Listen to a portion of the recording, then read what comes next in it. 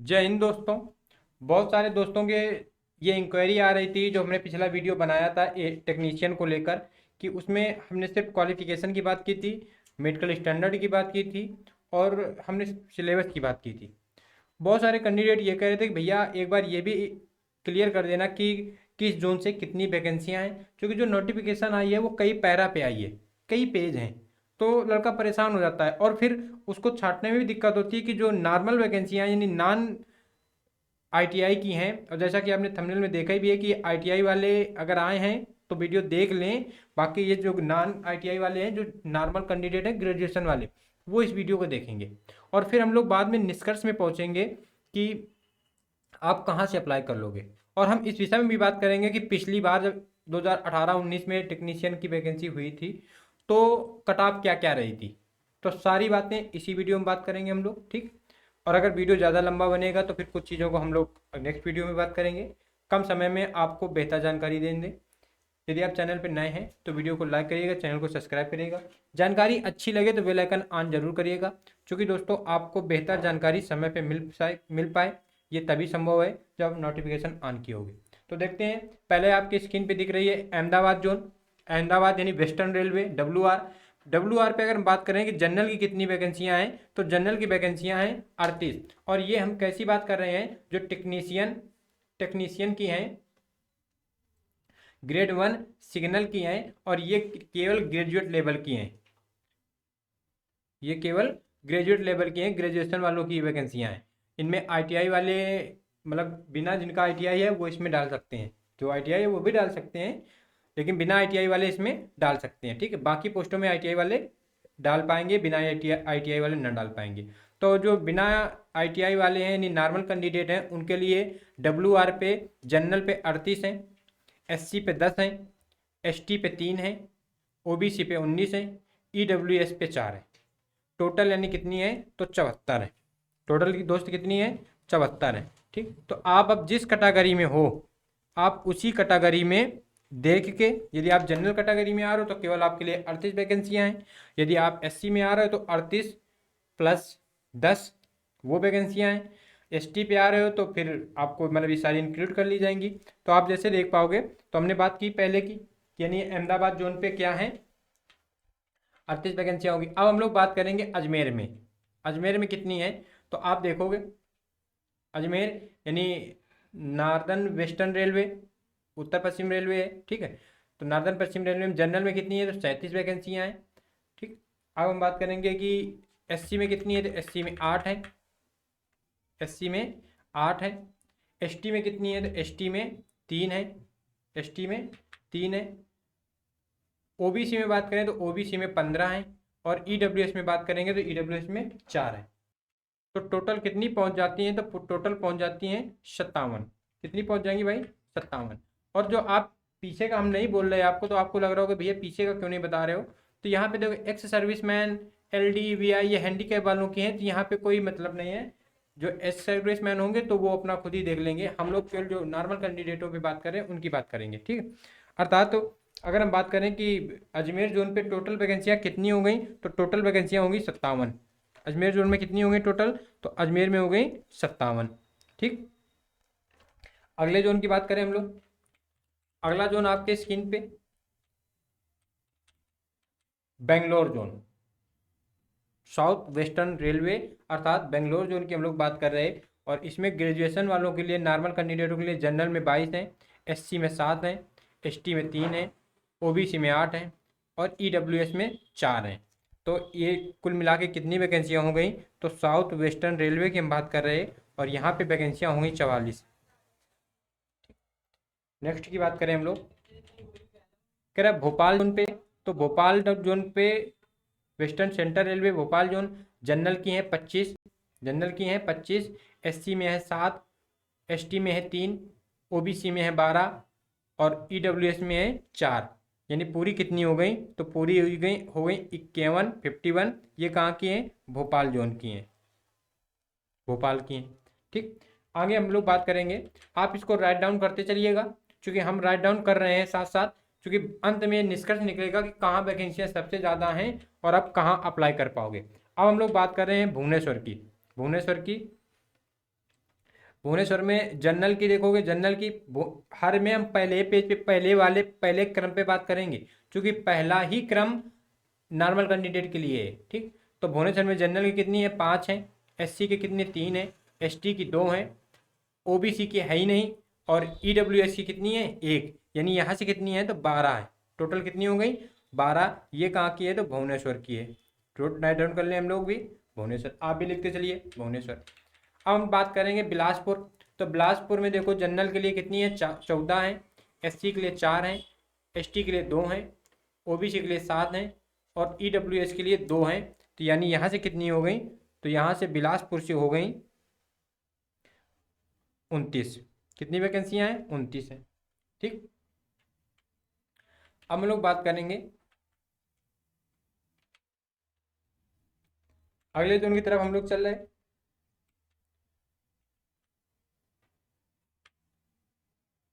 ठीक है, south eastern central railway, ये भी बिलासपुर के अंतर्गत आ जाता है। एक फ्रंटियर रेलवे आ जाता है, एक सेंट्रल रेलवे आ जाता है। ठीक है, तो आप इसी में सब देख लोगे। आप एक बात अब बात करेंगे हम लोग चंडीगढ़ की। चंडीगढ़ की, और चंडीगढ़ में अगर हम लोग बात करें दोस्तों, तो देखो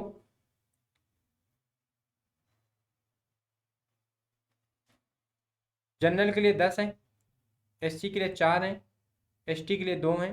ओबीसी के लिए 6 हैं।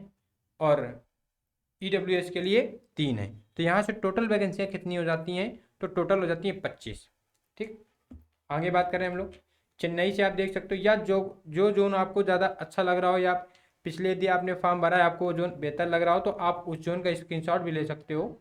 ठीक, अगर हम बात करेंगे चेन्नई जोन की, तो चेन्नई जोन यानी साउदर्न रेलवे, चेन्नई जोन की बात करें तो चेन्नई जोन में 22 हैं जनरल के लिए दोस्तों। एससी के लिए 7 हैं। एसटी के लिए 2 हैं।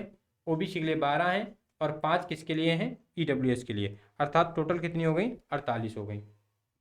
फिर बात करें हम लोग गोरखपुर जोन, बहुत north eastern railway, northern eastern railway.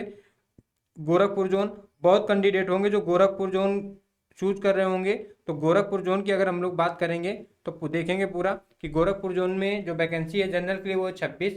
7 है एससी के लिए। एसटी के लिए 4 है।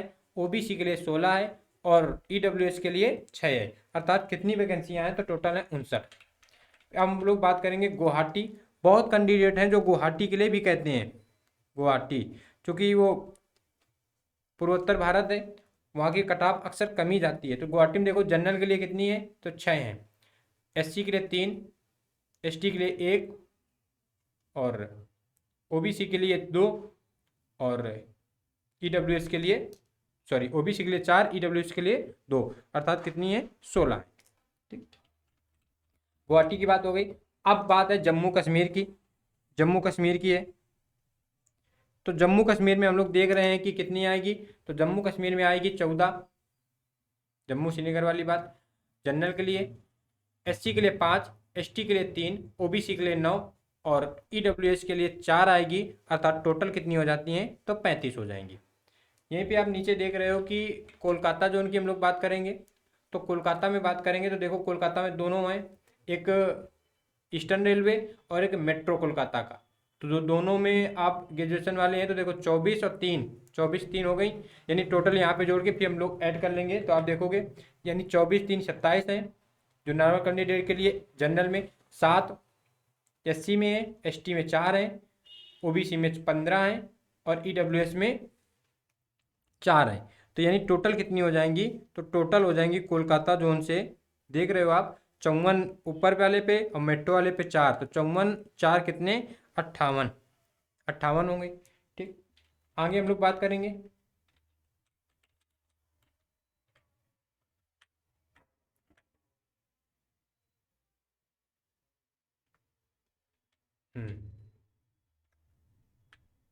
कि ईस्टर्न रेलवे मालदा। मालदा में जनरल के लिए बात करते हैं अगर हम लोग, तो मालदा में जनरल की कितनी है, 8 है। 8 है। एससी के लिए 2 हैं। एसटी के लिए 1 है। ओबीसी के लिए 5 है। ईडब्ल्यूएस के लिए 1 है। अर्थात टोटल कितनी हो जाएंगी, 17 हो जाएंगी। टोटल कितनी है, 17 है। ठीक, अब जो जोन आ रहा है वो बहुत ही चहीता जोन है, लगभग लगभग कैंडिडेटों का चहीता जोन आ जाता है। और इसमें भी देखोगे central railway, south central railway और वेस्टर्न रेलवे। ठीक है, मुंबई जोन पे ये 3 की बात कर देंगे तो देखोगे सीआर वाले पे कितने 48 सबसे ज़्यादा वैकेंसी है। ठीक, अब तक सबसे ज़्यादा वैकेंसी चेन्नई में भी 48 थी जनरल के लिए, और यहाँ भी जनरल के लिए 48 है। एससी के लिए 14, एसटी के लिए 8, ओबीसी के लिए 30 और ईडब्ल्यूएस के लिए 6, अर्थात पूरी कितनी हो गई यहाँ पे तो 106 हो गई। ठीक, अगर नीचे वाले पे बात करेंगे एससीआर पे तो एससीआर पे देखो 6 हैं किसके, जनरल के लिए, एससी के लिए 1 है, एसटी के लिए नहीं है, ओबीसी के लिए 2 हैं, ईडब्ल्यूएस के लिए नहीं है, तो अर्थात यहाँ पे कितनी हो गई 9 हो गई।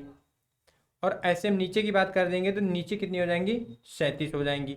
ठीक, चूँकि इन तीनों में आप अप्लाई कर लोगे, इन तीनों में अप्लाई कर लोगे तो आपके लिए पूरी वैकेंसियाँ हो जाएंगी 106, 9 और 37। अगर इन सबको हम लोग जोड़ देंगे तो कितना निकल के आ जाएगा 142। टोटल कितनी बन जाएंगी 142 वैकेंसियाँ हैं। ठीक, बढ़िया वैकेंसी है, बड़ी वैकेंसी है। अब हम लोग बात करेंगे अगला जोन अपना आ रहा है, और ये जोन है मुजफ्फरपुर। कौन सा जोन है दोस्तों, ये मुजफ्फरपुर जोन है। मुजफ्फरपुर में बात करें तो देखो जनरल के लिए 3 है, एससी 1 है, एसटी 1 है, ओबीसी 3 है, ईडब्ल्यूएस है ही नहीं, यानी टोटल कितनी हो गई हैं 8 है।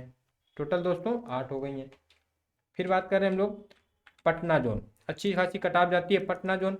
पटना जोन में वैकेंसी नहीं है, केवल ईडब्ल्यूएस में केवल 1 है, ईडब्ल्यूएस में केवल 1 है नॉर्मल कैंडिडेट के लिए। बाकी ना जनरल में, ना एससी में, ना एसटी में, ना ओबीसी में वैकेंसी नहीं, केवल ईडब्ल्यूएस में 1 है।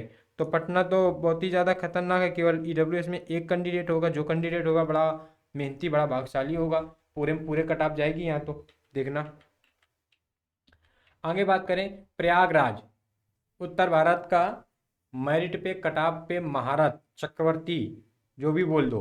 प्रयागराज पे देखेंगे कितनी है तो प्रयागराज पे हैं एनसीआर और एनआर 2 आ रहे, तो प्रयागराज पे हैं 42। प्रयागराज पे कितने हैं, पहले पे 42 हैं। जनरल एससी 9, एसटी 5, ओबीसी 20 और ईडब्ल्यूएस 10, अर्थात पूरी वैकेंसियाँ कितनी हो गई 86 हो गई। अगर नीचे वाली की बात कर देंगे तो नीचे वाली को 45 भी मिला देंगे, क्योंकि 19 किसमें है जनरल में, 6 एससी में, एसटी में 5, ओबीसी में 9 और 6 ईडब्ल्यूएस में, तो ये हो जाएंगी 45। और 45 और इनको मिला दोगे तो हो जाता है 131। 131, यानी मुंबई के बाद अब तक सबसे ज़्यादा वैकेंसियाँ कहाँ मिल रही हैं तो प्रयागराज में मिल रही हैं। आगे बात करें हम लोग रांची की बात करें, रांची, तो रांची में दोस्तों देख सकते हो आप कि 5 हैं, क्योंकि इसमें भी 2 जोन को मिला के रख लेगा, ईसीआर एससीआर को मिलाएगा। 5 है जनरल, 1 एससी, एसटी में नहीं है, ओबीसी में 3 और ईडब्ल्यूएस में 1, टोटल कितनी 10। और ऐसे नीचे को मिला देगा तो 19, यानी टोटल कितनी हो जाएंगी 29 हो जाएंगी ग्रेजुएशन वालों के लिए, केवल जिनका ग्रेजुएशन है। अब आ रहा है सिकंदराबाद, ये भी अच्छा जोन है। सिकंदराबाद आपके क्षेत्र में, आपके यहाँ जो रेलवे अभी ग्रुप डी की जो ज्वाइनिंग हुई है, बहुत सारे कैंडिडेट इधर वाले जोन से सिलेक्शन लिए होंगे। ठीक, तो यहाँ पे हम लोग बात करेंगे तो देखो जनरल पे कितनी 38 है, जनरल पे कितनी है दोस्तों 38, एससी 10, एसटी 5, ओबीसी 18, 5 ईडब्ल्यूएस, ये टोटल कितनी हो गई 76, टोटल हो गई 76। अब हम लोग बात करेंगे अगला जोन है अपना सिलीगुड़ी। कौन सा जोन है, सिलीगुड़ी, सिलीगुड़ी। और सिलीगुड़ी में देखेंगे तो सिलीगुड़ी में देखोगे आप 8 है जनरल के लिए, 3 SC, ST 1, 5 OBC, 1 EWS, in total कितनी तो टोटल हो गई 18। बस थोड़े जोन अपने बच्चे हैं, आप बस धैर्यता बनाए रखिए, बहुत जल्द हम लोग एक्सप्लेन करेंगे कि नहीं कहाँ से ज़्यादा बेहतर होगा। ठीक, बात करें तिरुवनंतपुरम जोन, बहुत अच्छा है, 14 है general, 4 SC, ST 3, 6 OBC, 3 EWS, total कितनी तो तिरुवनंतपुरम से टोटल है 30 है। ठीक, आगे बात करें हम लोग, अपने पूरे जोन हो गए, अपने पूरे जोन हो गए हैं। अब मेन बात आती है कि आपको किस जोन से फॉर्म अप्लाई करना होगा जो आपके लिए बेहतर साबित होगा। तो हम लोग बात करेंगे किस जोन से, तो देखो आप यहीं पे स्क्रीन पे देखोगे या हम लोग नई स्लाइड पे चलते हैं, नया पेज जोड़ते हैं, वहाँ पे बात करेंगे। दोस्तों हम लोग इस स्लाइड पे बात करेंगे। जैसा हमने आपसे कहा था कि राइट डाउन करते चलिएगा, हम राइट डाउन किए हैं। ठीक, तो हम इसमें बात करेंगे कि सबसे वैकेंसी ज़्यादा कहाँ पे थी। तो सबसे ज़्यादा वैकेंसी थी मुंबई जोन पे। कहाँ थी दोस्तों? मुंबई जोन पे थी। कितनी निकली थी? तो मुंबई पे निकली थी 142। ठीक, और इसके बाद कहाँ थी? तो इसके बाद फिर प्रयागराज में थी। प्रयागराज 131 यानी 131। ठीक, इसके बाद फिर अधिकतम की अगर हम बात करें कहाँ थी, तो अधिकतम फिर सबसे ज़्यादा निकल के आती है गोरखपुर में। गोरखपुर में कितनी? 59। ठीक, ये तीन बड़े बड़े जोन हैं, नॉन ITI वाले पोस्टों पे हैं। हालांकि अब हम तो डालेंगे क्योंकि बेरोजगारी इतनी चरम पे है, डालना ही पड़ेगा। नहीं तो इतने साल बाद वैकेंसी आती है, इतनी बेरोजगारी है, केवल फॉर्म फिलअप करा के राजस्व बढ़ाना ही केवल है। वैकेंसियाँ किसको मिलेंगी? इतने फॉर्म पड़ेंगे, उसमें 0.0001% का हो सकता है कि सिलेक्शन होगा। लेकिन अब जो सरकार है, पता नहीं सरकार क्या मनसा है। आपने अगर इलेक्ट्रॉल बॉन्ड नहीं समझा है, नहीं देखा है, तो आप उसको समझिएगा, उसको देखिएगा। ये जो चुनावी चंदा होता है, इसके बारे में आप जरूर, चुनावी चंदा करोड़ों में आएगा कंपनियों से, और वैकेंसियां ऐसी आएंगी। आप समझदार हो, तैयारी कर रहे हो, अपने हिसाब से इस बार समझ लेना है, अन्यथा बहुत जल्द बहुत कुछ देखने को मिलेगा। ठीक, तो हम तो बस यही कहेंगे कि यही तीन जोन हैं, बड़े बड़े जोन हैं। इन जोनों से आप फॉर्म अप्लाई आप कर सकते हो। बाकी आप, अगर हम अपनी बात कहें, तो आप अपने जोन से फॉर्म अप्लाई करिए। कंपटीशन बहुत ज़्यादा है, ऑल इंडिया वैकेंसियाँ हैं, कंपटीशन बहुत ज़्यादा है। तो जब कंपटीशन बहुत ज़्यादा है तो मेहनत आपको बहुत अच्छी खासी करनी पड़ेगी। तो जब मेहनत अच्छी खासी करनी है, कट ऑफ लगभग लगभग हर जगह की अच्छी जाएगी, अच्छी का मतलब हाई जाएगी, तो फिर मेहनत करेंगे। और अगर मेहनत अच्छी खासी रही, बढ़िया रहा, मेहनत तो आपकी अच्छी खासी है, वैकेंसियाँ जब ऐसे उनके मुंह में जीरा है तो क्या करोगे? लेकिन तैयारी तो आपकी बढ़िया है, कर ही रहे हो तैयारी अच्छी। ठीक, तो अगर सब कुछ अच्छा अच्छा रहा तो हो सकता है अपने जोन पे हम लोग सिलेक्शन ले लें। तो अपने जोन में अगर बने रहे तो बढ़िया ही है। ठीक, बाकी सरकार की मंशा है नहीं कि बेरोजगारी दूर हो। 5 किलो अनाज भुखमरी दूर करेगी, बेरोजगारी दूर ना करेगी। ठीक, गरीबी दूर ना करेगी। बाकी आप समझदार हो। आप इलेक्ट्रल बॉन्ड, हम आपसे फिर कहेंगे कि इलेक्ट्रल बॉन्ड को आप देखिएगा, जो चुनावी चंदा है इस समय खूब चल रहा है। इस संदर्भ में एक वीडियो भी हम आपको बनाएंगे। ठीक, आप ज़रूर देखिएगा। तो मिलते हैं नेक्स्ट वीडियो पे। आई होप आपको ये बातें अच्छी लगी होंगी, और जो भी जैसी इंक्वायरी हुआ करे आप कमेंट्स में बताइएगा। जैसे ही हम कमेंट्सों को देखते हैं, तो अगर बनता है तो हम लोग कमेंट्स पे जवाब देते हैं, वरना वीडियो के माध्यम से हम डाउट क्लियर करते हैं। ठीक, तो मिलते हैं दोस्तों अगले वीडियो पे। तब तक के लिए मस्त रहिए, पढ़ते रहिए, और अपने जो लक्ष्य रखा है तब तक पढ़ते रहिए जब तक उस लक्ष्य को न पा लें। तब तक के लिए दोस्तों जय हिंद।